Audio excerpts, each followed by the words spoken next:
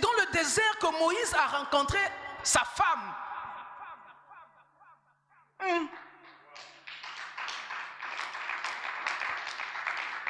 Je ne sais pas pour toi et pour moi, quelles sont les bénédictions que Dieu réserve dans le désert. Mais Moïse a rencontré la fille de Jéthro dans le désert. La plus belle chose que Dieu avait donnée à Moïse pour le soutenir dans le ministère, c'est dans le désert que Dieu l'a rencontré. Si tu refuses le désert, quelquefois pour toi, c'est la plus grande tragédie, la plus grande fatalité qui va arriver dans ta vie. Moïse a rencontré la fille de Jéthro dans le désert. Et Jéthro a été un conseiller par excellence. Oh God. Jéthro a été un conseiller par excellence de Moïse. Il ne connaissait pas l'ainsi dit l'Éternel que Moïse avait eu avec Dieu, mais seulement son expertise en tant que berger, en tant qu'homme qui conduisait les hommes, a permis qu'il puisse donner des conseils à Moïse. À cette allure-là, tu te casseras la figure. Bien-aimé, notre élévation passe de main en main.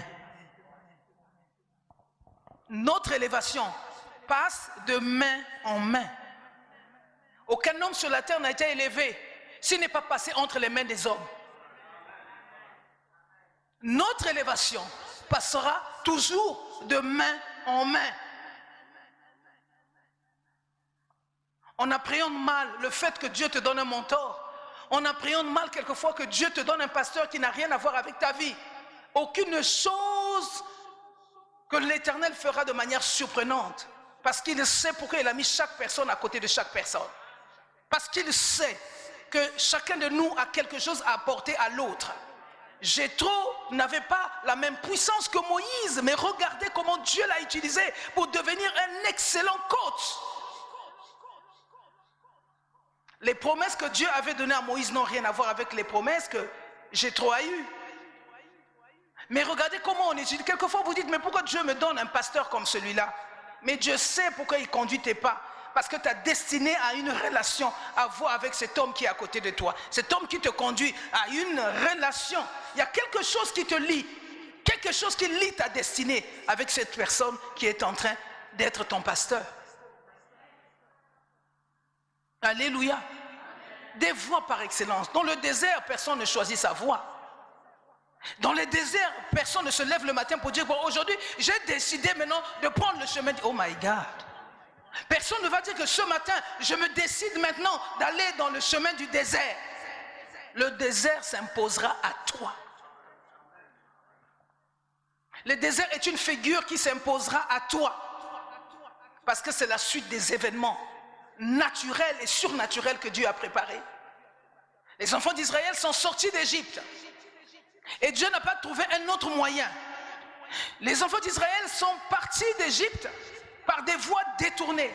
Ils ont traversé la mer Rouge après que Dieu le Créateur a utilisé le bâton de Moïse pour ouvrir la mer Rouge.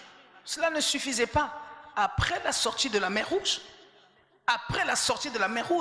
automatiquement, donc après le miracle que Dieu avait fait, il ne pouvait pas laisser les enfants d'Israël dans la distraction.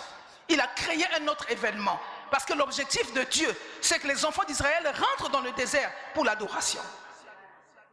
C'est dans le désert où ton adoration sera vraie. C'est dans le désert où tu vas commencer à adorer Dieu dans la vérité avec les larmes. Tu vas commencer à le célébrer avec les larmes. Tu vas commencer à lui dire, Seigneur, je te remercie. Je reconnais que je me suis trompé de voie. Je reconnais que c'est toi qui connais le chemin. Je reconnais que, Seigneur, je n'ai pas choisi cette voie. Mais si c'est toi qui as choisi cette voie, c'est parce que tu connais mieux que moi. Alors enseigne-moi tes voies. Alors enseigne-moi tes statuts. Dans le désert, nous devons apprendre l'humilité. En fait, le désert nous force à devenir humble, même si nous sommes orgueilleux. Le désert est un vis-à-vis, est un miroir qui va te rappeler que tu es un être faible, qui va te rappeler que tu es un être faible. Le désert, c'est un miroir qui te rappelle que tu es faible. C'est pour cette raison que Dieu nous emmène dans le désert avant de rentrer dans l'adoration. Il nous rappelle que nous sommes faibles. Il nous rappelle que nous ne sommes que des hommes. Il nous rappelle qu'au travers de tout ce que tu as vécu, tu étais dans le palais. Maintenant, je te sors pour aller dans le désert. Parce qu'il y a une autre étape. Parce que la vie chrétienne, tu ne peux pas la vivre simplement avec un seul côté. Tu dois la vivre de deux côtés. La Bible dit quoi? Que Salomon avait la paix de tous les côtés. Tu ne peux pas parler de l'évangile et vivre simplement une partie de l'évangile. Dieu n'est pas dedans. Pour parler de l'évangile, il faut que tu parles de tous les côtés, de tous les aspects de la vie de la foi.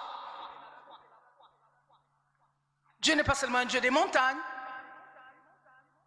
Dieu n'est pas seulement un Dieu de festivité.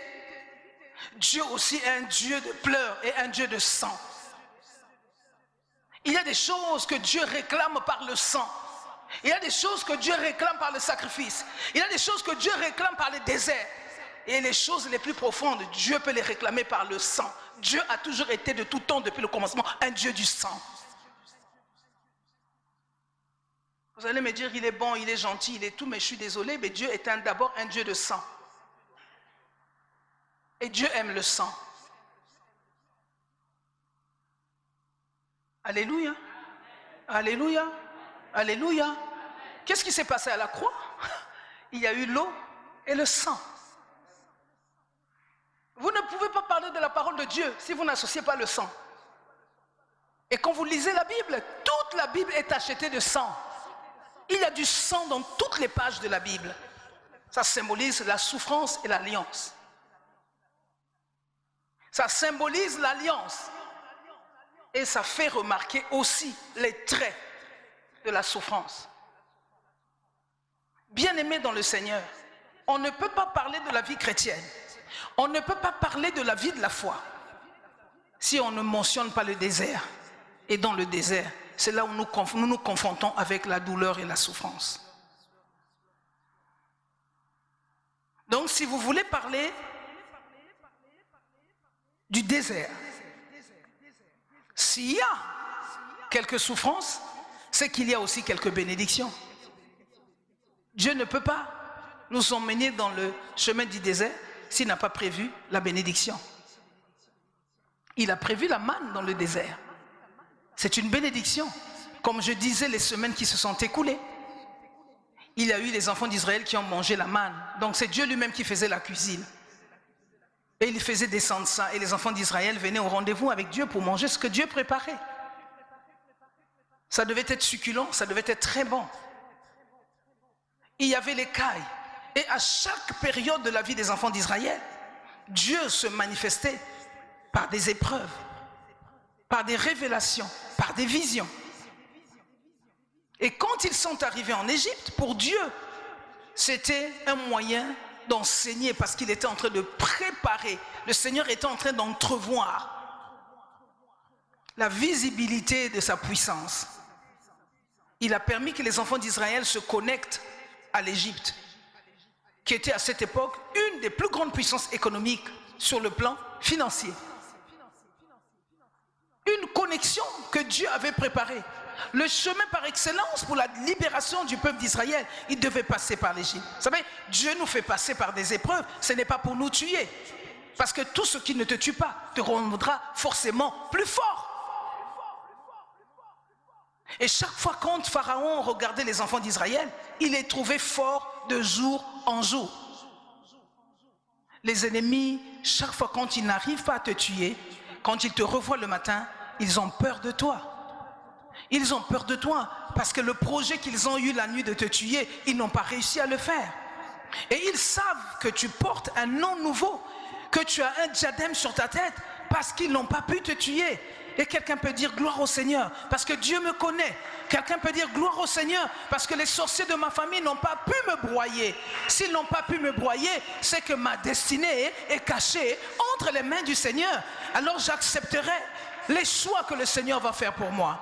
Bien-aimés, quelquefois nous avons envie de dire à Dieu, Seigneur, je voudrais aller. Ce n'est pas cette période-là qui me convient. Je ne veux pas aller dans cette période. Cette période de désert n'est pas choisie parce que j'avais un projet. Mon projet pour moi, c'était de faire telle chose dans le ministère. Dieu te dit, je connais les projets que j'ai pour toi. Des projets de paix et non de malheur. Mais si je te fais passer par le désert, c'est parce que tu dois avoir une expertise des choses pour lesquelles Jésus est mort. Est-ce que tu me comprends? Est-ce que tu me comprends? Alors, tu dois savoir que chaque fois que tu seras ignorant